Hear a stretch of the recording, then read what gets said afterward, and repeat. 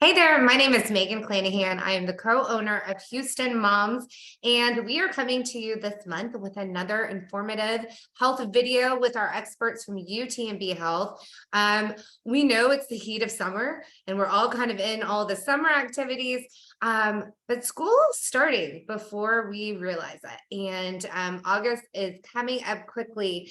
And in light of that, we wanted to make sure that we talk to y'all about the big transition years and the stresses that can have on a household. So we're talking about sending kids off to pre-K or kindergarten for the first time, kids who might be taking their first standardized test, kids going into high school or the college transition. So I have two experts with us today from UTMB Health, and they are preferred providers in the Bay Area and Southeast Houston, League City, Galveston, all you folks down there. They are who we love and trust. So today I have with us Dr. Calvert. Dr. Calvert, thank you so much for joining us. Thank Can you you. tell us a little bit about yourself? My name is Barbara Calvert. I'm a psychologist here at UTMB in the Department of Psychiatry and Behavioral Sciences.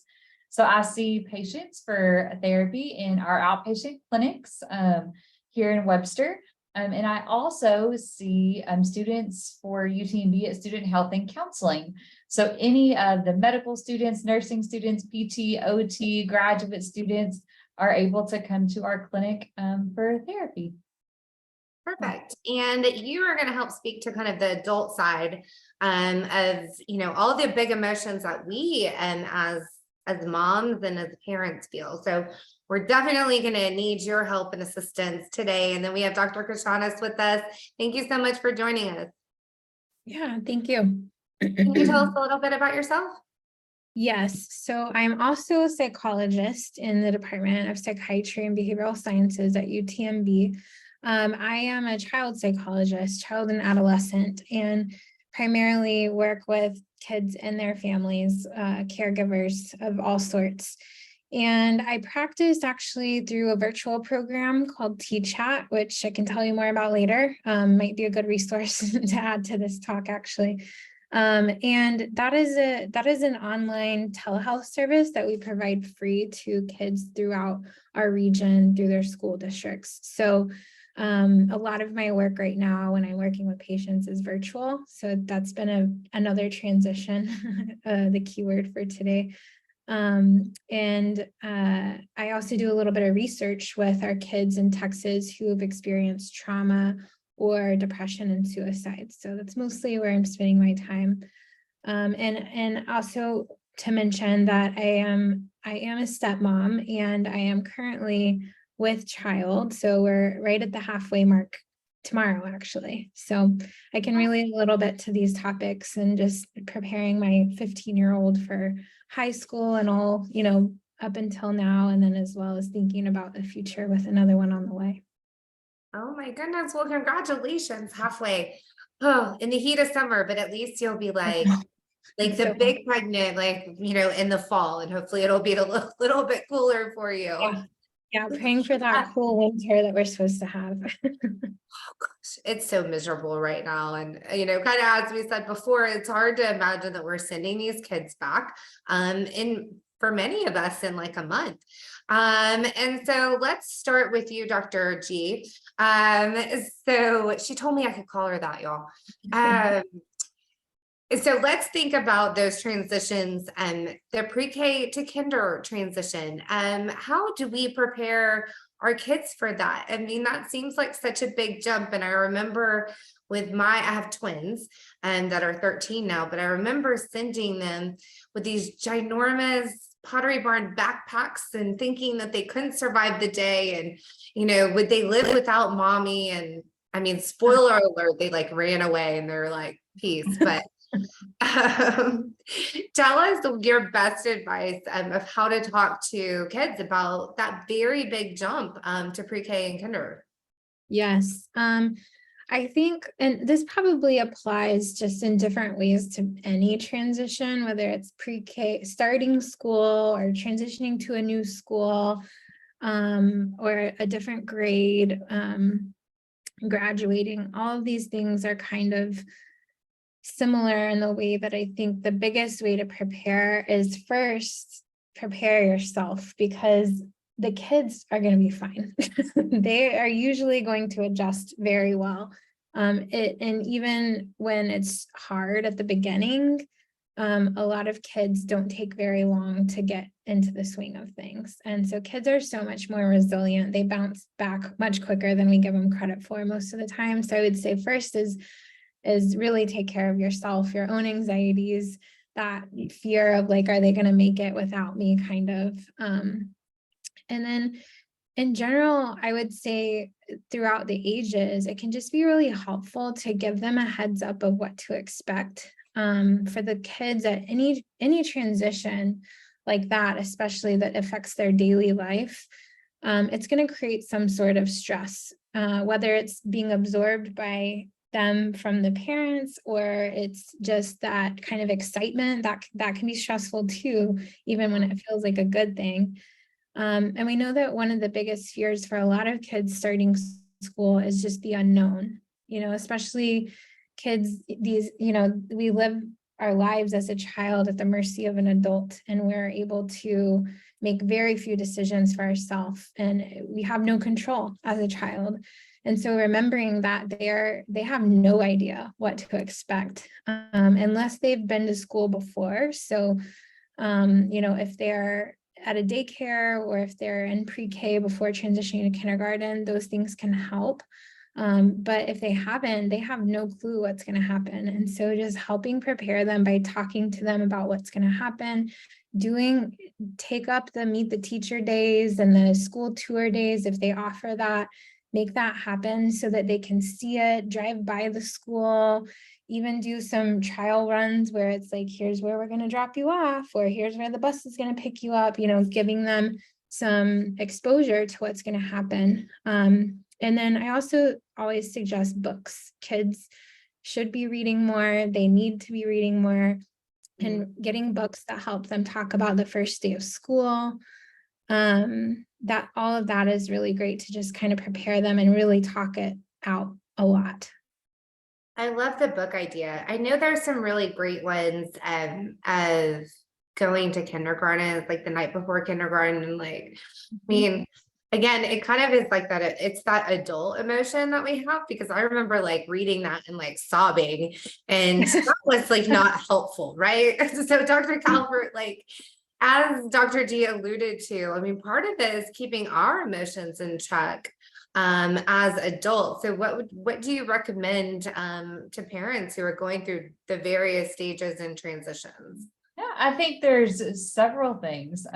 One is just to know you're not alone, to talk about it with other parents, whether it's, from whether it's play groups, the daycare, the different schools, or just activities they're involved in, because it can feel very isolating, right? Oh my gosh, no one else is struggling this much, or no one else seems to be this worried about their child going off to school or middle school, when in reality, all parents are. It's especially that transition, like to kinder and everything. It's the first time a parent loses a lot of control, right? They're not controlling what their child's doing during the day, what they eat for lunch, who they sit by at lunch, like, and they can't see them all the time to know that they're okay. So it's that, like, recognizing that's going to happen. We don't have to make the anxiety go away. We don't have to, tell ourselves not to be anxious or invalidate our emotions in any way. Just know it's going to happen. Our job is just to manage it by talking about it and being open about it. Another thing is just have a plan. Like, a lot of times I'll tell parents, have a good morning routine. Those things that are helpful for the children are just as helpful for the adults. You got your child off to school with a good breakfast. They had a good morning when they left the house, or they got whatever it was they wanted for breakfast, or the snack they wanted to take. So it can also help you to know, okay, we've got our morning routine. We've got this down. It's not going to be so stressful in the mornings. Laying out those clothes the night before, just so they're ready. Like, they're just as helpful to adults as they are for the children as well. And just having a plan for the day too. If you are at work, yes, you have to go straight to work, or if you are staying at home, how are you going to use your time now that you can't go to the park necessarily if all the kids are at school, and that's what you typically did? What does your time look like now, and what's kind of the next phase for you? So having a plan is always helpful. That's such good advice. And, you kind of don't realize how much your days are going to shift a little bit. I highly recommend the Boohoo brunch, for those who are either work from home or stay at home. My friends and I would always go in the first day of school and just go have a brunch, I and like it. things that we just couldn't do when the kids were home. And, it was kind of that, like we felt like we weren't alone. So like to your earlier point, we just didn't feel like we were on an island of being sad, or maybe, kind of, I feel old hat now, like 7th grade. I'm like, I'll just see you at 4:00. That is fine. Excuse me. So back to the kids and stress. What kind of signs may they exhibit if, like, what are they showing if they're under stress, Dr. G? What does that look like?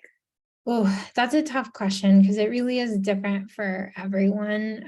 You can probably relate as adults to how differently you probably deal with stress from your partner or from your spouse or even from your other friends.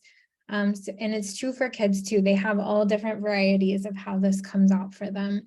And I think, the advice I usually give to parents is that stress is not a bad thing. Stress can actually be a signal that something's really important to us. It can be embraced and it can be celebrated as, yeah, this is really tough, and I know you're up to the challenge. And being able to help a kid process being stressed as not dangerous, I think that's really important.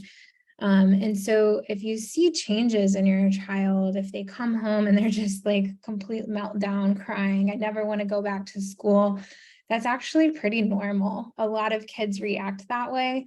And so remembering, everybody deals with this transition in their own way, kind of like grief, like everybody deals with death in their own way. It's very similar to stress, and these transitions actually can I didn't mean to bring that up, but they can feel a little bit like grief for parents losing that time with their kids, and for kids losing their normal routines or their time with their parents or their toys or their puppies, whatever it is that they spent their time with. And knowing that everybody responds differently is really normal. But I would say some of the big markers, some of the things that we want to be worried about is if those patterns persist. So usually we say an adjustment period for most kids can take anywhere from like 30 days to a couple of months.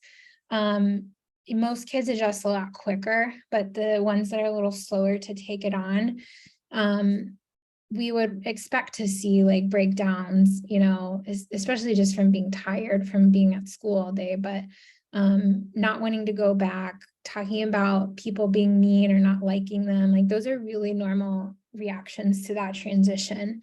But what we can do is help them kind of process the good and the bad at the end of the day, and let them know, like, hey, what happened today? How did it go? What went well? What was not great? And getting them to talk through it. And usually you can start to see patterns to how their stress shows up for them. Some kids will not eat well throughout the day. That's when to look for.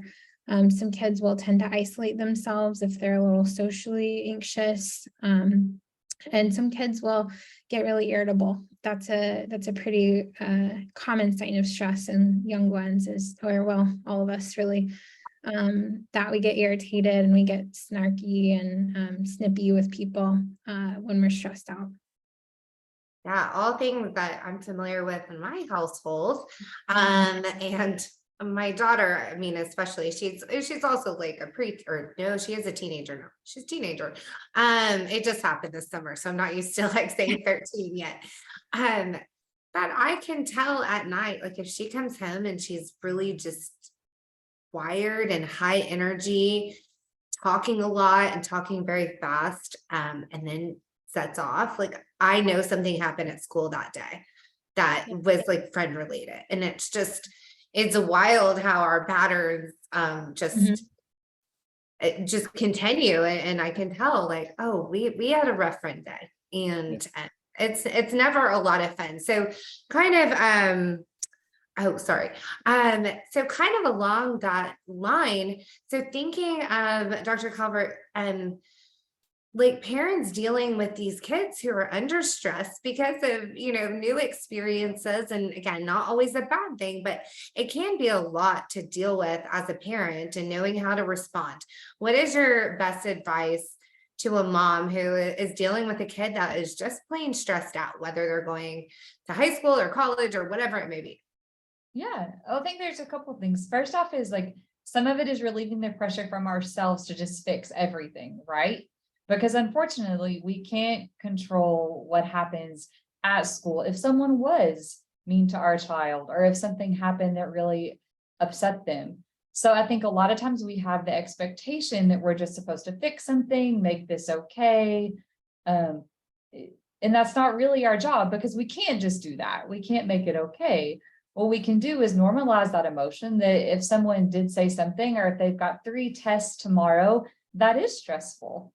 Absolutely. That's a normal reaction in that instance, and validate that emotion, and, ask them about it, talk to them about it, to make ourselves a safe place for them to come talk to when they are stressed, so that if they do start to experience things like Dr. G was mentioning, we know and we're aware of it, and we can address things as early as possible before things get to an even higher or more significant level.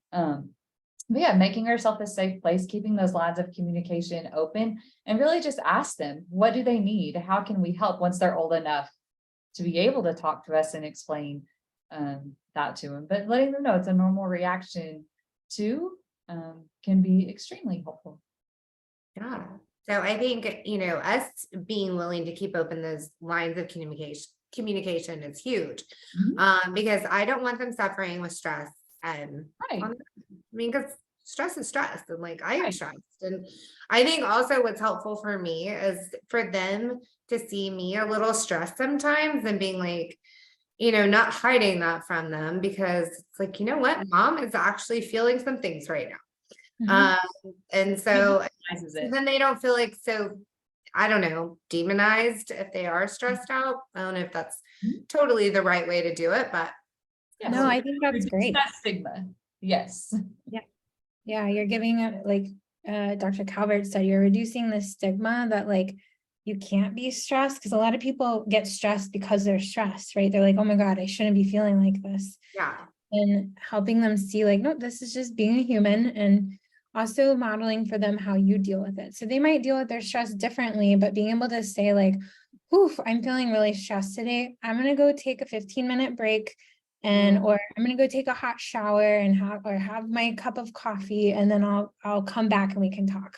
But helping them understand how you cope with stress, and kind of setting that precedent of like naming it and then doing something about it in a healthy way can be really helpful for them. that is like perfect advice. I mean, because I think if they see how we, instead of flying off the handle, I mean, we're all like human and like We flesh. will do that. Yeah. We will all do that. Yes. We will still do that, but if we can mostly kind of, figure out a healthy way to channel it, I think that's huge. I know there's so much more we could chat about for sure. Dr. G, was there anything that you wanted to add to the conversation? Things that we didn't cover today? Well, I think the big points that I would want to be communicated about just validating and normalizing this experience is huge. We could probably talk for 2 hours about what you could do to prepare your kids, but I think just kind of to summarize what Dr. Calvert and I were saying is having a plan, preparing, communicating with them, and then being able to kind of be human on the other side of that and acknowledge like, yeah, these things are hard, and here's how we can deal with it. Just helping your kids have an example of what that looks like. Perfect. I love it. Dr. Calvert, any last minute advice that you would like to offer? I think kind of like Dr. G said in the beginning, it starts with you, like monitor that for yourself. How are you doing? How is your anxiety level? Is it something you feel like you need to step back and take that break from? a lot of times it can creep up on us just because we're not monitoring it. We're so busy doing all the things in life that we really don't take those few minutes every once in a while just to check in with ourselves. So I think that's extremely important to do so that we kind of just are on top of it for ourselves and know how we're doing. So key, because you're so right. We get so into all of our big tasks that we have to accomplish for everyone else except for ourselves, right? So I love that there's two practitioners that like y'all where Dr. G, if our kids are exhibiting stress that's beyond the scope of what they can typically deal with, you're there to help them, talk them through that. And Dr. Calvert, for us, for moms and parents who need to really just have like a secondary check-in. I know it's invaluable to me as a mom. And so it's great to know that you're up there as well. I say up there, down there, you're up there on my screen. But I am so thankful for y'all for joining us today. We have a lot of really helpful articles on our website too about transitioning, from these pre-K years and the kindergarten years all the way to those who have grown and flown and are heading off to college. And we have a lot of really valuable resources that we'll make sure to drop those in the comments too. So if you are out there and your baby is having a big transition year, you're not alone. And there are many of us across the Houston area who are going through it. And UTMB is committed to walk through that with you as well. We will put links to the practices that you can find in the comments below as well. So you can make sure to take care of yourself and take care of your kid if they need additional resources as well. So ladies, thank you again. It's been a pleasure. Thank you. Thank you all so much. And we will see you in probably next month or a month after with another important health video from UTMB Health, our preferred provider for the Bay Area, Southeast Houston, Galveston, League City. Until next time, we'll see you. Bye.